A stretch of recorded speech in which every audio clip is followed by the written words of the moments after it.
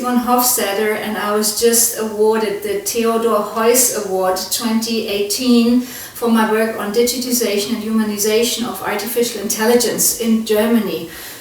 It's political democratic work that I try to do, although I'm a full professional in the IT industry, so I try to marry my knowledge and insights that I have from technology and try to basically transform this into a technology and into business models which are more human, so that we all in our societies have a human society in the 21st century. Technology, and it's both opportunity as well as threat.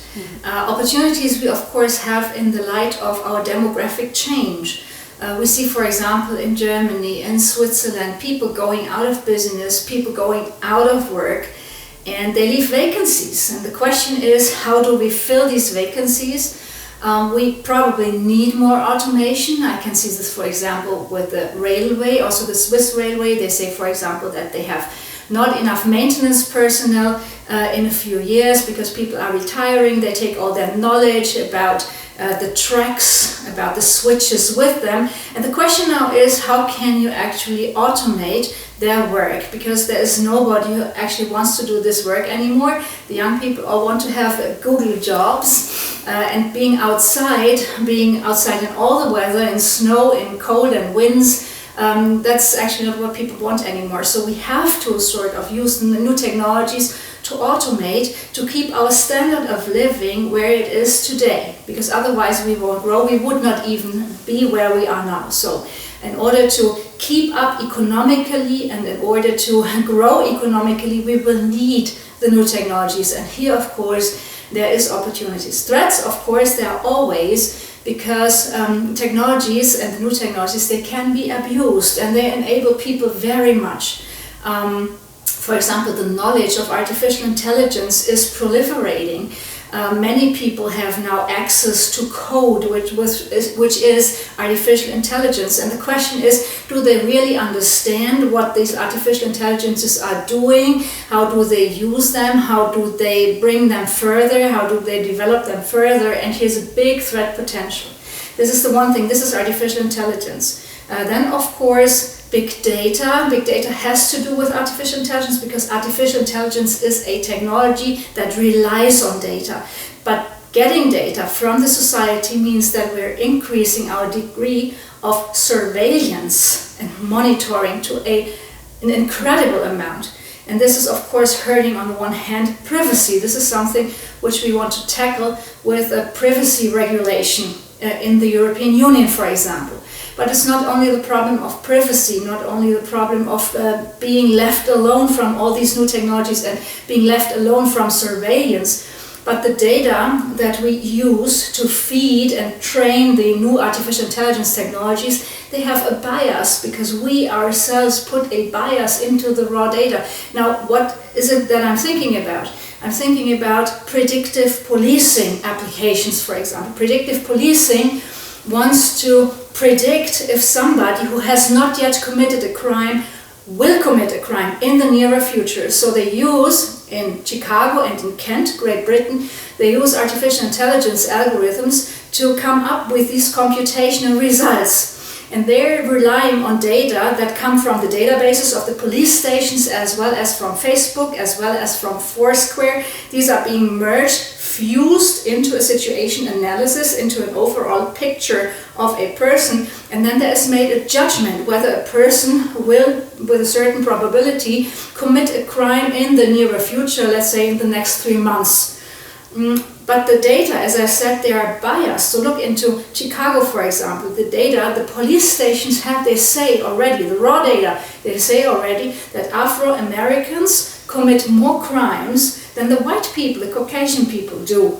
That's already sort of a bias which is captured in the raw data, because the police, also without any artificial intelligence, without any data analytics, is arresting more black people than white people. This is in the raw data, and if you push this through an artificial intelligence, then the artificial intelligence that makes a prediction is of course not adding any information, it's taking away, it's making the information crisper, and of course the result that you get is an overall bias, a very sharp bias that says black people, Afro-Americans, are more criminal than white people. So we have a discrimination problem here, right?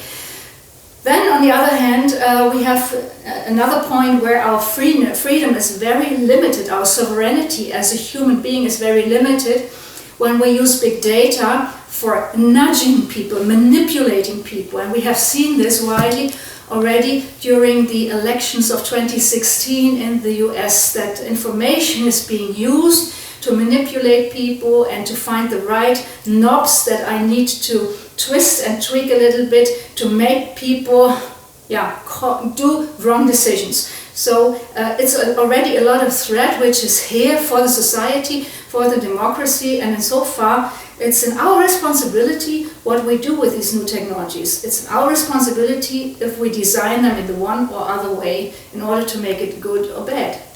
I cannot talk too much about it yet, but my brand in Germany is that I bring together digitization, the technology, and politics. And of course I have focused quite a bit on politics of the interior with my last book, and now I'm looking at foreign policy and digitization. And that opens up a huge amount of, how should I say, points where you can tackle things, and it's, let's say, not so very new for me to basically deal with, like I say, autonomous weapon systems or the legal implications autonomous weapons will have on the law of conflict, all these kind of things. However, I see so many advances in technologies because from my history with my team, it's that we have done military projects already in the late 90s. So this is actually our roots technology-wise. So we have already applied early versions of artificial intelligence more than 20 years ago. And now I see how much that field evolved and how much of knowledge proliferated and how much it enables non-state actors to also use new weapon systems, new technologies to attack the society. And that's actually the thing I'm dealing with, and that opens up also new insights for me, because I want to look behind the curtain. I want to open up the closet. That's the reason why I'm happy of being invited here at the GCSP, because here I find the whole pool of experts that can give me some advice what I shall look into. Basically, the book shall open up a platform for experts to give their expert opinion on this very interesting and important issue of security. People are really dealing with it in a new global environment. So actually technology is disrupting not only businesses, if we talk about the disruptive feature of new technologies, not only disrupting businesses and business models, it's in fact also disrupting war and what war will be in the 21st century.